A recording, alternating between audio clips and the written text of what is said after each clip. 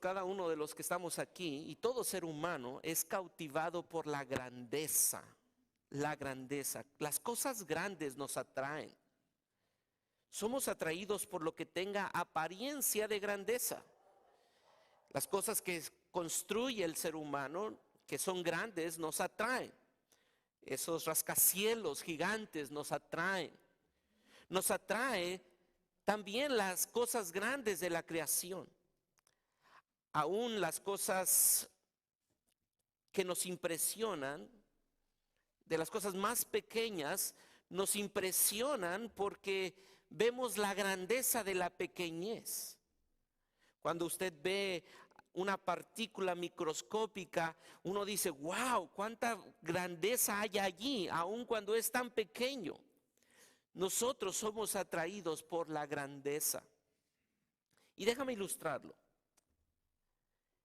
Cuando vamos a una entrevista de trabajo y escuchamos que la empresa que tiene interés de contratarnos es de talla internacional y que tiene los mejores estándares de producción y de calidad y que ha recibido reconocimientos de los países primermundistas, inmediatamente nosotros sentimos un halago y decimos, wow, ojalá me contraten. Aquí quisiera estar. Esta es una oportunidad de trabajar en una empresa grande. Somos atrapados por eso. Y esa es la tendencia de nuestro corazón. Buscamos grandeza, pero la buscamos con nuestro corazón caído en lugares que jamás la encontraremos. Buscamos grandeza en lugares equivocados porque jamás encontraremos la grandeza allí. De hecho, me parece que esta es la razón del por qué nuestro Señor Jesucristo escribe y les dice lo que dice a sus discípulos.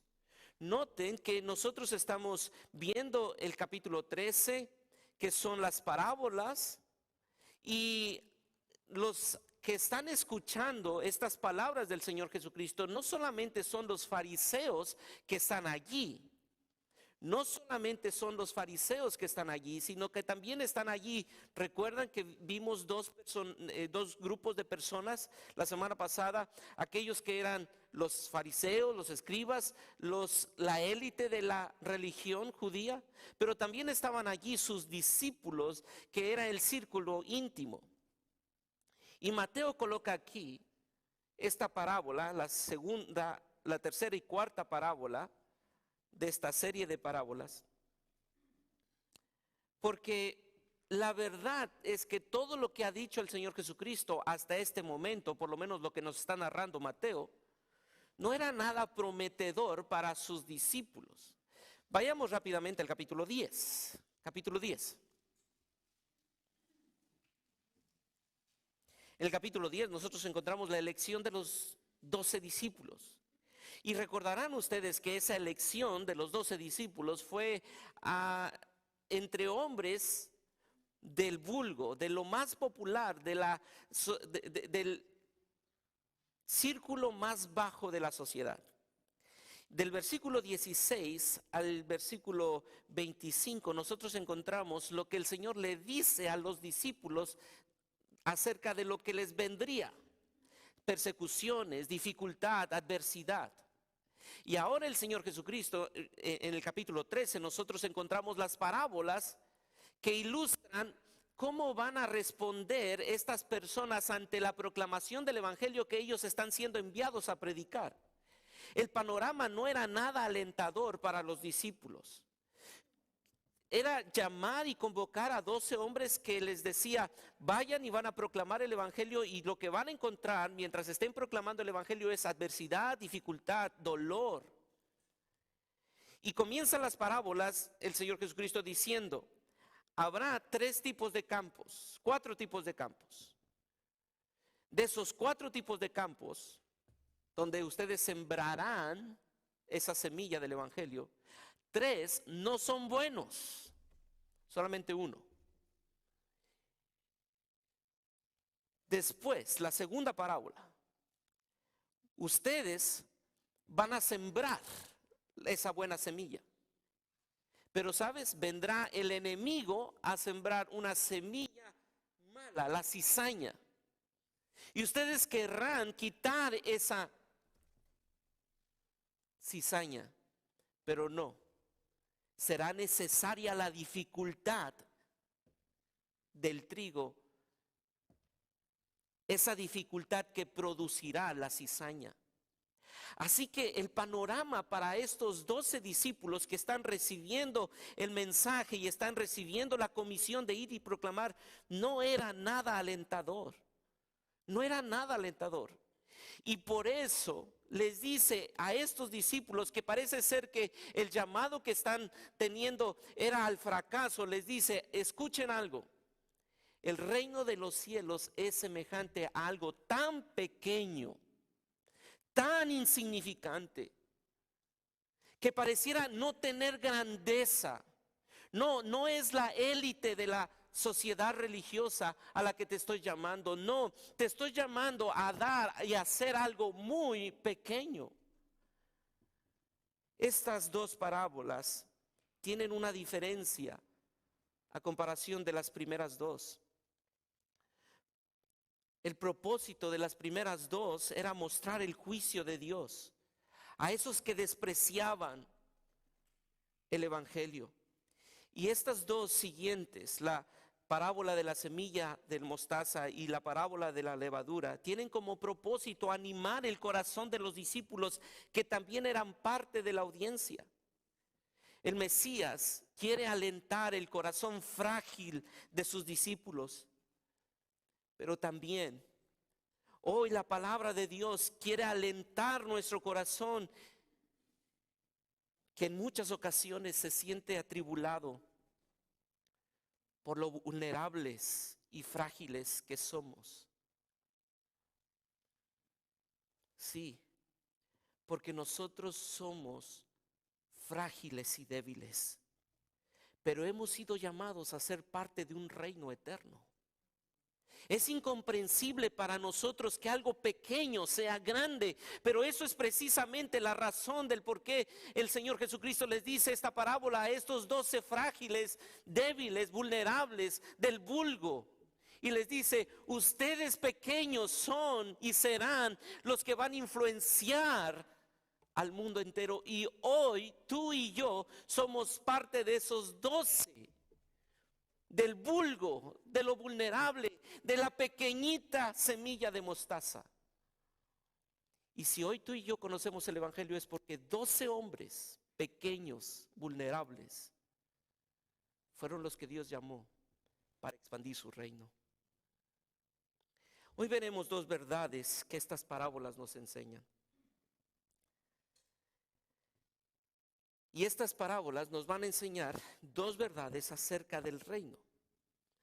Y confío en el Señor que esto fortalezca nuestro espíritu para iniciar el 2020, porque seguramente el 2020 también para ti y para mí no parece nada alentador. Nada alentador. Algunos de los que están aquí han perdido sus trabajos. Y viene inmediatamente el mes de enero. Y viene la cuesta de enero y vienen los pagos y decimos, ¿qué va a pasar el 2020? Perdón, 2021. Como que el 2020 no lo vivimos, ¿no? Quiero regresar al 2020. ¿Qué va a pasar en el 2021? ¿Cuáles son los desafíos? Y no solamente en el sentido económico, hermano, el 2021 para la vida espiritual de muchos no será nada sencillo. Y hoy Dios permita que esta verdad que Dios nos va a mostrar estimule nuestros corazones. Y la primera verdad que nosotros encontramos acerca del reino es la pequeñez del inicio del reino. La pequeñez del inicio del reino. Versículos 31 al 32 y versículo 33 nos hablan de estas dos parábolas. Ahora, normalmente hemos venido viendo que las parábolas se interpretan en base al escenario. Y las dos parábolas anteriores a estas dos, hemos encontrado la explicación de parte del Señor Jesucristo acerca de cada uno de los elementos de esas parábolas. Ustedes recordarán. Nosotros leímos la parábola del sembrador del versículo 1 al versículo 9 y inmediatamente nosotros vemos que el Señor explica esa parábola en el versículo 18 al versículo 23. Después vimos la parábola del trigo y la cizaña del versículo 24 al versículo 30. Y el Señor Jesucristo explica esa parábola a sus discípulos del versículo 36 al versículo 43. Pero estas dos parábolas que están a continuación, que es la parábola de la semilla de mostaza y la levadura, no tienen una explicación de parte del Señor Jesucristo, porque era muy obvia la interpretación de estas parábolas. Pero algunos pudieran alegorizar todos los elementos de estas parábolas. Por ejemplo, veamos la primera parábola. ¿Cuáles son los elementos que nosotros pudiéramos encontrar en esta parábola? Y solamente voy a hacer un ejercicio para que ustedes puedan darse cuenta de que podríamos llegar a conclusiones equivocadas si nosotros comenzamos a alegorizar esta parábola. Versículo 31 y 32. ¿Cuáles son los elementos de esta parábola? La semilla de mostaza, sí. ¿Qué más? El campo, un hombre. ¿Qué más? Creció hasta ser una hortaliza y se hizo un árbol, de tal manera que vienen, ¿qué? Aves y hacen nidos. Y nosotros podríamos decir, bueno, ¿qué significa? ¿Quiénes son las aves? ¿Quiénes son? ¿Qué es el árbol? Porque si la semilla de mostaza y la mostaza son una enramada, ¿por qué se hizo árbol? Y comenzar a tratar de descifrar cuál es cada uno de esos elementos y qué significa cada uno de ellos. Pero el propósito de esta parábola no es darnos detalle de una clase de la semilla de mostaza y de la hortaliza de mostaza, sino mostrarnos precisamente lo pequeño que es el inicio del reino y lo grande y glorioso que será el reino. De igual forma en la parábola de la levadura podríamos pensar, ¿y quién es la mujer? ¿Y quién es la masa? ¿Y quién es la levadura? Bueno, la levadura, el propósito de esta parábola es solamente mostrarnos que una pequeña porción de levadura va a afectar toda una cantidad de masa. Así que la pequeñez del inicio del reino es lo que el Señor está mostrando en estas dos parábolas. La planta de la mostaza en Palestina es muy diferente que en otros países. La verdad es que realmente hoy en día no es la más pequeña de las semillas, pero en ese contexto en el que estaba hablando el Señor Jesucristo, sí era lo más pequeño o la semilla más pequeña que se conocía hasta ese momento. Hay muchas semillas más pequeñas y en nuestro contexto nosotros podríamos pensar en la semilla del comino, que es una muy pequeña semilla. Pero el Señor Jesucristo entonces no está hablando aquí de una clase de botánica, sino que está hablando precisamente de lo pequeño que es el inicio del reino. Está hablando de una forma proverbial, no está hablando de una forma científica o técnica. De hecho, el mismo Señor Jesucristo va a utilizar esta expresión en otras ocasiones, como en Mateo 17:20, donde les pide a los discípulos que consideren su fe. Así que el uso de esto, como dije hace un momento, no es un uso científico, técnico, sino más proverbial. No solamente el Señor Jesucristo habló de la semilla de mostaza o de la pequeñez de la semilla de mostaza, sino también lo dijo Pablo. Y Pablo también utilizó la expresión de la segunda parábola, que es la levadura. La levadura. Nosotros encontramos este principio en esta parábola de lo pequeño afectando lo grande. Mire el versículo 33. El reino de los cielos es semejante ¿a qué? a la levadura que tomó una mujer y escondió en 3 medidas de harina hasta que todo fue leudado. Una medida es aproximadamente 13 litros o 13 kilos de harina. Así que 39 kilos o litros de harina fueron afectados por una pequeña porción de levadura. Una pequeña porción de levadura. No fue una gran cantidad de levadura, una pequeña porción de levadura. Así que el propósito es, el reino de los cielos inicia con algo pequeño. El reino de los cielos inicia con algo pequeño. ¿Y cómo es que eso podemos trasladarlo a la realidad? Esto es una parábola, una pequeña semilla, una pequeña porción de levadura afecta y cambia. El nacimiento de Cristo nos muestra lo pequeño que es el inicio visible del reino. Al nacer, a Jesús lo pusieron en un pesebre. En un pesebre, no fue en el palacio real. Vino y se hizo pequeñito, vulnerable, frágil. Al nacer Jesús en Judea, la región más pequeña, en Belén, una ciudad pequeñísima, esa región de Galilea donde creció, no era ese lugar importante. No era el lugar influyente hacia el Imperio Romano.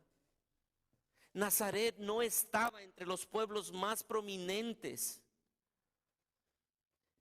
Una realidad que motivó a Natanael a preguntar, ¿de Nazaret puede salir algo bueno?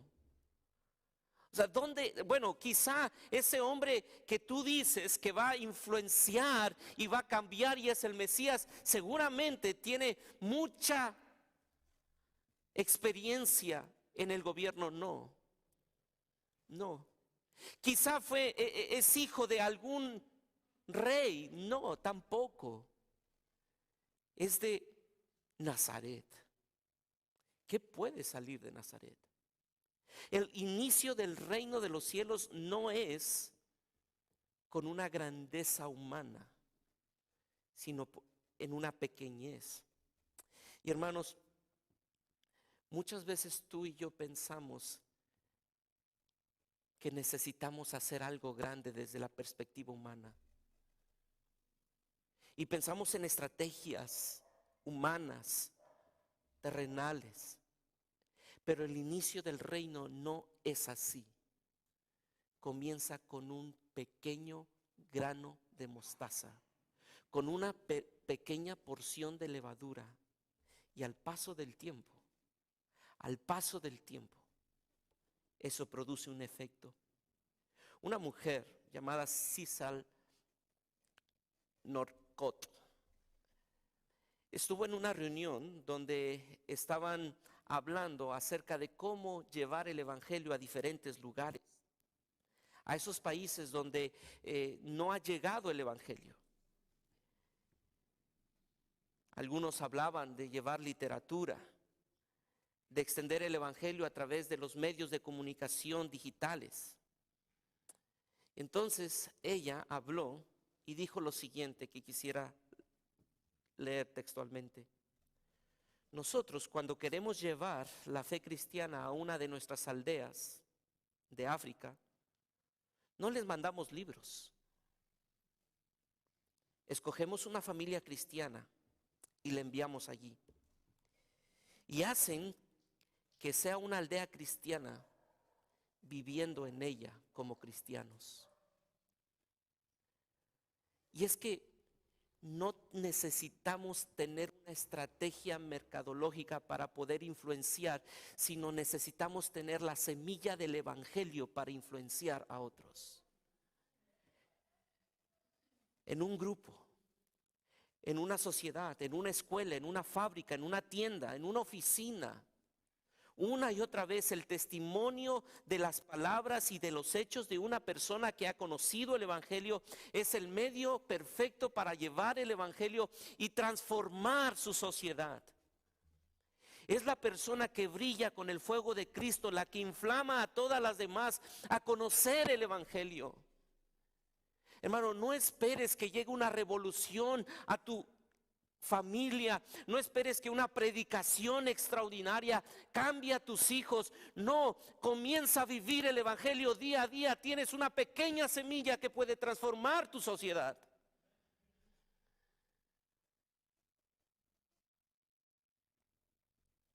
Esa fue una de las parábolas más personales, más sentidas del Señor Jesucristo. Seguramente algunas veces sus discípulos se sintieron desanimados cuando dijeron: mira, nadie nos cree, todos nos odian. Mira, nadie nos hace caso. Mira, todos te están poniendo trabas. ¿Cómo puedes decir que tú eres el Mesías? Mira tu pequeñez, tu insignificancia. ¿Cómo podrías tú ser el rey de un nuevo reino cuando no has podido ni siquiera conseguir a más de 12? Y de los 12, ni siquiera esos 12 te son leales. ¿Por qué has decidido escoger lo más insignificante? ¿Por qué?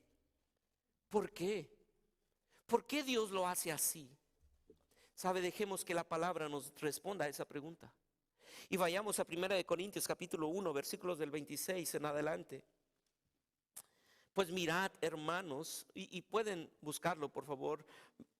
1 Corintios capítulo 1, versículo de 26 al 29. Pues mirad, hermanos, vuestra vocación, que no sois muchos sabios según la carne, ni muchos poderosos, ni muchos nobles. Versículo 27, podemos leerlo juntos hasta el versículo 28.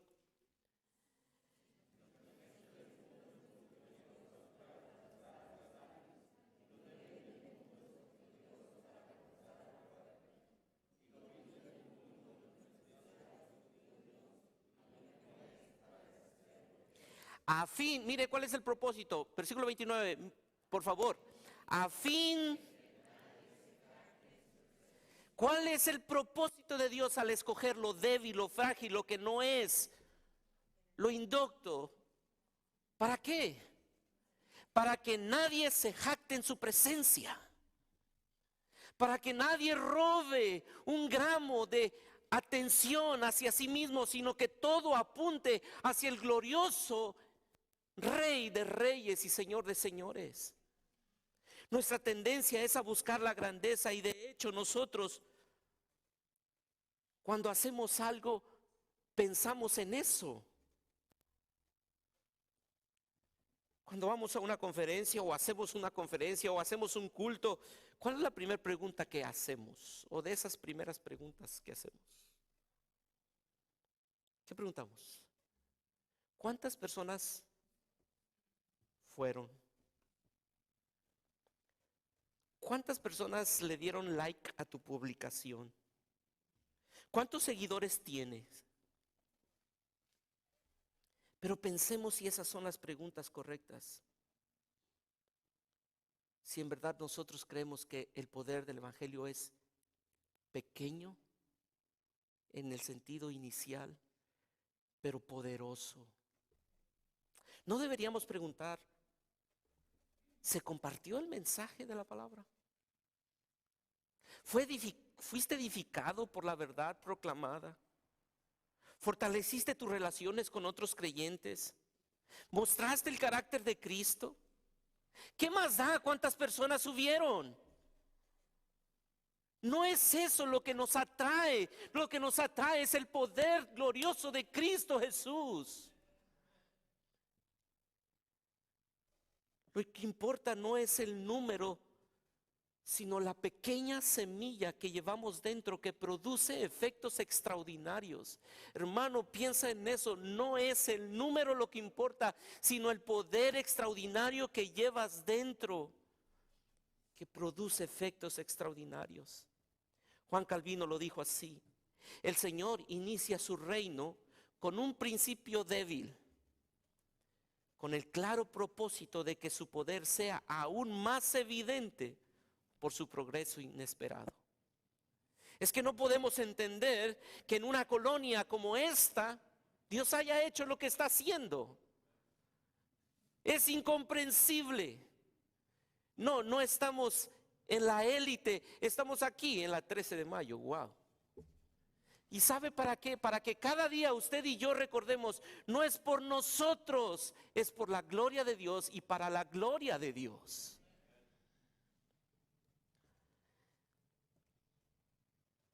Y déjame aplicar esto. Una revolución, una reforma, empieza en un lugar, en un corazón. Puede que no sea en una nación, sino en un hogar, en un trabajo. Pero una vez que empieza,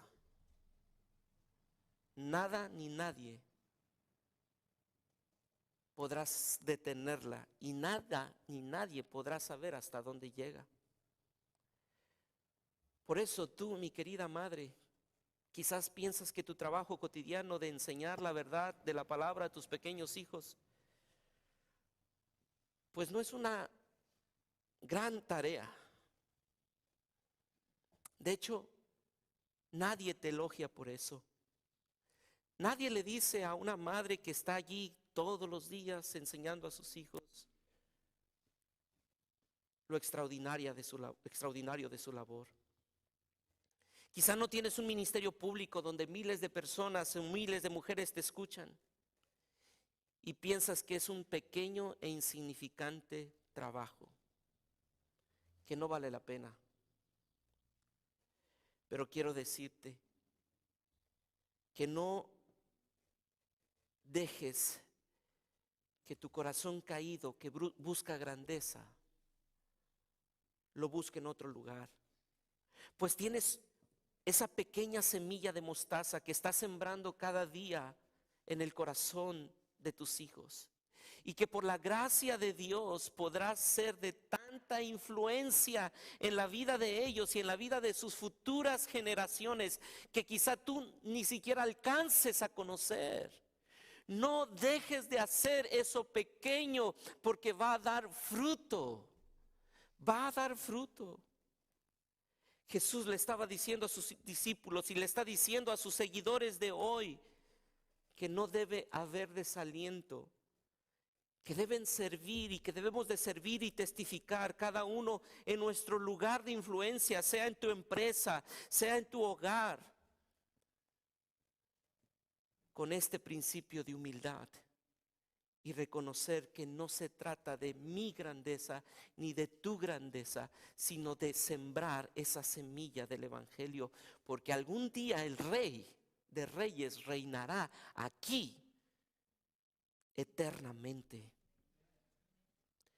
Así que no se trata de números, no se trata de cuántas personas te escuchen, porque ¿cuántas personas habían en el arca de Noé? 8. ¿Y cuántas habían afuera? Miles. En la última cena, ¿cuántos habían? 12. Y miles estaban afuera. A Dios le place usar lo pequeño, lo débil, lo frágil, lo indocto, lo torpe, para que nadie le robe la gloria. Por esa razón, mi hermano, no te creas fuerte, no te creas fuerte. No consideres que puedes vivir la vida solo. No, tú eres débil. Débil, somos débiles, no lo olvides. El sermón inicial del Señor Jesucristo dijo: bienaventurados los pobres.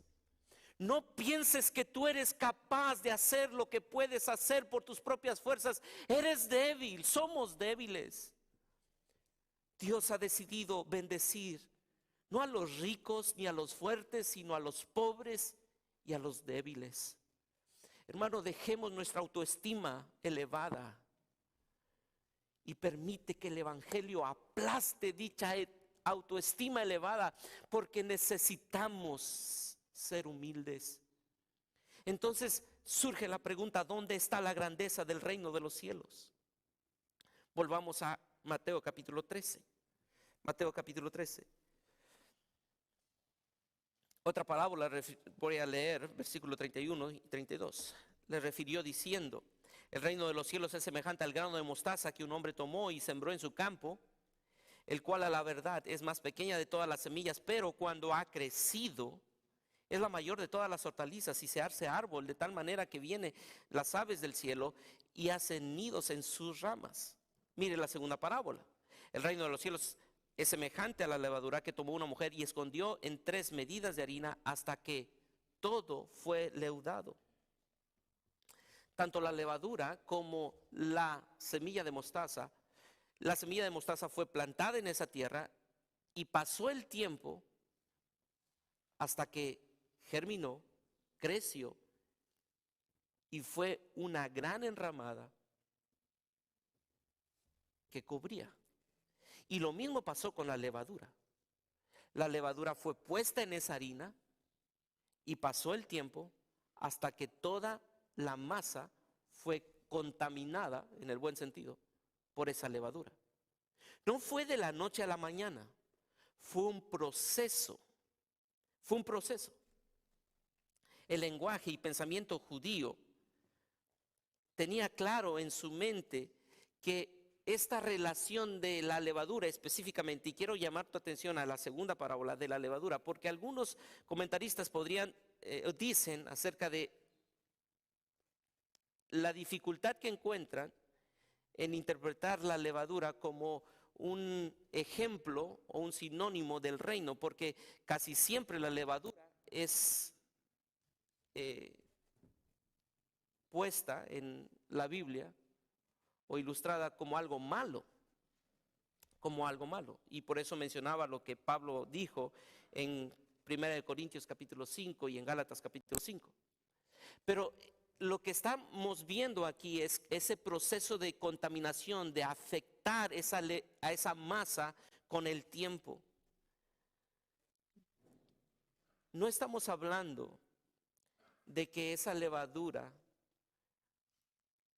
sea igual en cuanto a el proceso de contaminación del evangelio hacia la sociedad, sino más bien estamos hablando del efecto que está produciendo. Cuando tú dejas la levadura en la masa, al paso de los minutos y de las horas, te das cuenta que esa pequeña levadura que pusiste en esa masa comienza a inflar la masa. Así que el detalle de la parábola está en 2 cosas: el poder transformador de la levadura y que la levadura cambia el carácter de la masa. Y eso es precisamente lo que nosotros encontramos en Mateo capítulo 5.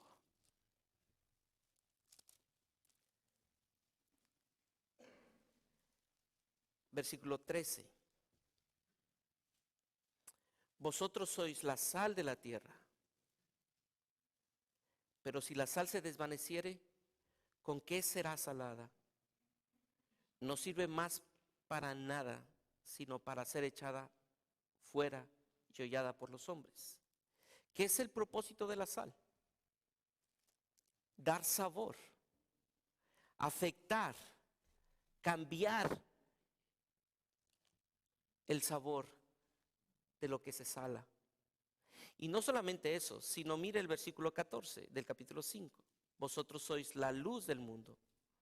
Una ciudad asentada sobre un monte no se puede esconder, ni se enciende una luz y se pone debajo de un almud, sino sobre el candelero, y alumbra a todos los que están en la casa. Así que el propósito del evangelio y de los ciudadanos del reino es precisamente afectar. La grandeza del efecto del reino es precisamente que algo tan pequeño cambia el carácter de lo que toca el ciudadano del reino. Pero ¿cómo lo hace? ¿A qué se refiere con leudar? Algunos podríamos pensar, bueno, pues se trata de evangelizar. Vamos a evangelizar. Ese es el propósito por el cual nosotros vivimos. Es para compartir el evangelio. Y puede ser eso, pero me parece que no solamente es eso. No solamente es repartir tratados, no solamente es pararnos en una esquina y proclamar un evangelio. Ciertamente es eso algo de, pero no lo es todo. No solamente es decirle a las personas que van a encontrar un seguro de salvación para ir al cielo, sino va mucho más allá que eso. Es llevar el evangelio a todo lugar donde el cristiano esté. Es llevar a Cristo y mostrar el carácter de Cristo en todas las esferas de la vida donde el creyente tenga influencia. Es mostrar a Cristo en cada lugar donde tú te desarrolles. Eso es leudar la masa. No solamente es pararte un día a la semana y proclamar un evangelio, sino es afectar todo donde tú estás. Y eso es demandante. Por esto, el verdadero seguidor de Cristo promueve activamente causas que reflejan el carácter de nuestro Rey. Hermanos, nosotros como iglesia debemos promover la vida. Buscaremos nosotros como iglesia ayudar activamente a los necesitados. No, nunca promoveremos el abuso. Nunca incitaremos a la rebelión civil. Debemos promover la honradez entre los gobiernos y entre los gobernados, así como en los negocios, la industria y el comercio.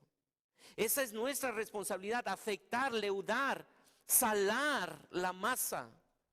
Y no solamente es detrás de un púlpito o entregando un folleto, es afectar en todas las áreas de nuestra vida.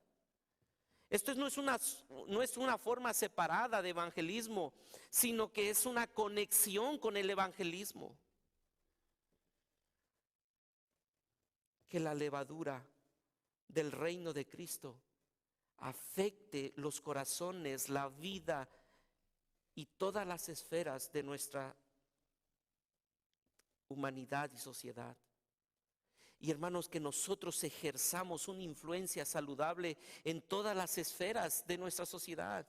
Es nuestra responsabilidad ser de impacto. Ese es el llamado de Dios. Ese es el llamado de Dios para nosotros. La reforma del siglo XVI es un claro testimonio de esto. Hombres como Martín Lutero, Zwinglio, Calvino, no solamente vieron su función detrás de un púlpito, sino que lo que decían afectaba a todas las esferas. Un historiador lo dijo así: la reforma del siglo XVI es, después de la introducción del cristianismo, el más grande evento en la historia.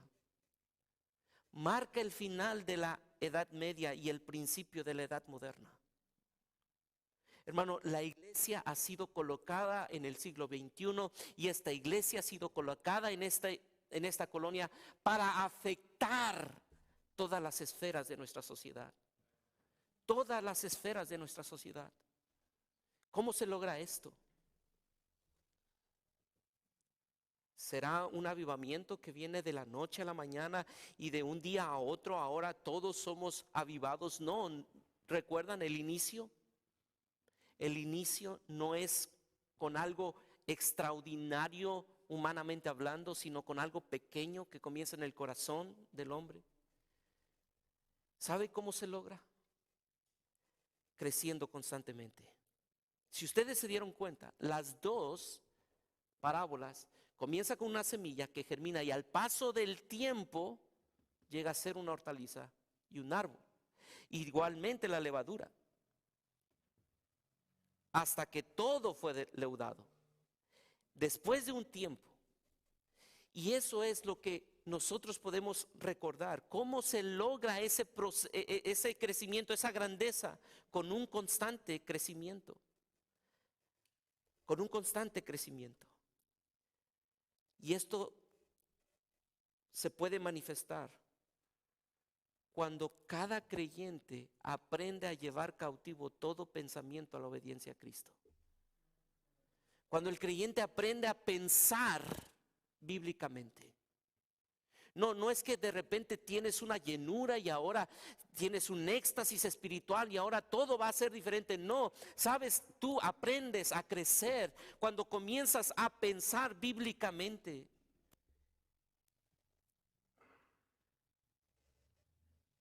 Primero pasa en tu corazón y después tú compartes lo que está pasando en tu corazón con otros. Y así sucesivamente. No, este poder del evangelio, esta grandeza del evangelio, no es con un botón que Dios aplasta y dice, ahora pasa de ser bueno de ser malo a ser bueno, de ser pecador a ser santo. No, es un proceso que Dios ha decidido hacer. No es un botón. A Él le ha placido hacerlo por medio de un proceso de transformación. Piensa conmigo por un momento. Dios pudo cambiar a Moisés de un momento a otro, ¿sí o no? Sí. Pero decidió sacar a Moisés de Egipto a sus 40 años, llevarlo 40 años a la tierra de Madián para transformarlo y llevarlo otros 40 años al desierto con el pueblo de Israel. No fue de la noche a la mañana, fue un proceso de transformación constante, continua, y no terminó. No terminó. Dios pudo cambiar a Israel y pudo llevarlo de Egipto a la tierra prometida. ¿Sí o no? ¿Y qué hizo Dios? Decidió llevar a Israel por 40 años en el desierto para llevarlo a la tierra prometida. Así que no esperes que Dios haga algo contigo si primero no hace algo en ti. No esperes que Dios haga algo contigo si primero no hace algo en ti. Si no te mantienes en el proceso de transformación, jamás Dios hará algo por medio de ti. Hermano, necesitas ser transformado diariamente. No hay día en donde tú digas, hoy no necesito ser transformado, porque todos los días tú y yo luchamos con el pecado. Y todos los días tú y yo necesitamos ser transformados, y por eso llega a ser grande, porque hay un proceso continuo. Déjame aplicar esto a cada creyente que está aquí y a todos aquellos que están conectados. Dios nos ha dejado aquí para leudar la masa. Dios nos ha dejado aquí para dar sabor a esta tierra. Ese es nuestro llamado. Tú que estás en la empresa, mi hermano, Dios te colocó en esa masa. Dios no te colocó en otra masa, te colocó en esa masa. A ti intencionalmente te puso a ti en esa masa para que leudes esa masa. No te colocó en otro lugar. Él te colocó para que afectes positivamente a tus compañeros de trabajo, a tus jefes, a tus subordinados. No olvides que la razón de nuestra vida es anunciar las virtudes de aquel que nos llamó de las tinieblas a su luz admirable. Mi querido joven, ¿tú qué piensas que tu familia no podrá entenderte porque no quieren escuchar el evangelio?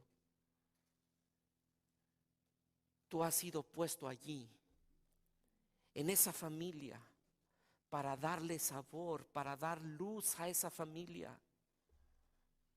Piensa en eso. Si eres ciudadano del reino de Dios, tarde o temprano se manifestará el efecto que produce el evangelio en tu vida y en la vida de otros. Si tú eres ciudadano del reino de Dios, tarde o temprano se manifestará el efecto que produce el evangelio en tu vida y en la vida de otros. Hermano, y esto quisiera que tú pensaras, tú no puedes estar en un lugar por años sin que otros sean afectados por el poder del evangelio. No puedes. Porque no se trata de ti, se trata del poder del evangelio. Y el poder del evangelio, dice Pablo, no me avergüenzo del evangelio porque va a pasar algo, va a pasar algo. Si crees en el evangelio y te aferras al evangelio, va a pasar algo. Quizá parezca imposible, pero quiero animar tu corazón con los principios de esta parábola. No importa qué tan grande parezca el enemigo, no importa las grandes armaduras que traiga consigo, nuestro rey está contigo. Y Él ha prometido darte la victoria y Satanás será vencido. Y mire cómo lo dice Apocalipsis, capítulo 11, versículos 15 al 17. Y quisiera llamar tu atención a este pasaje. El séptimo ángel, y no sé si está ahí.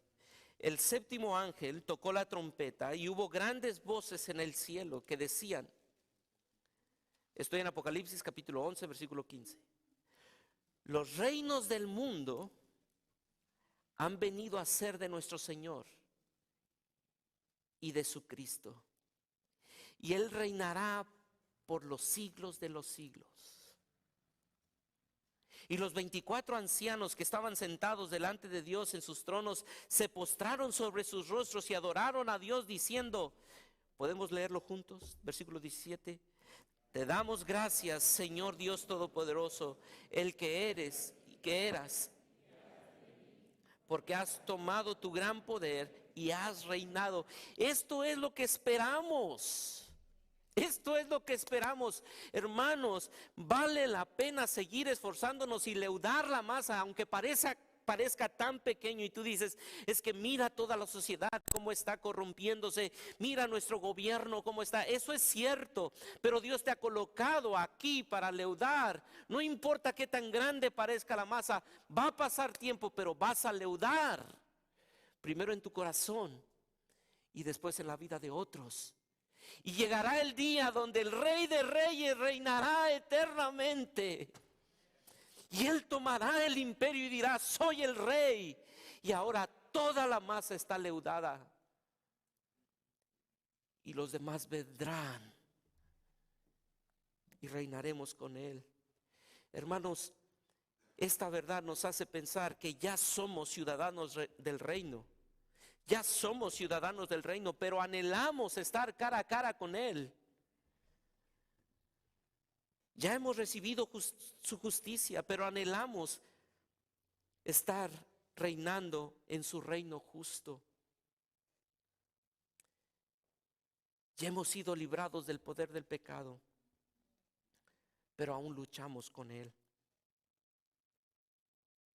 Ya somos ciudadanos, pero aún falta la consumación y anhelamos su venida. Recuerda eso, mi hermano. No somos de aquí. No somos de aquí.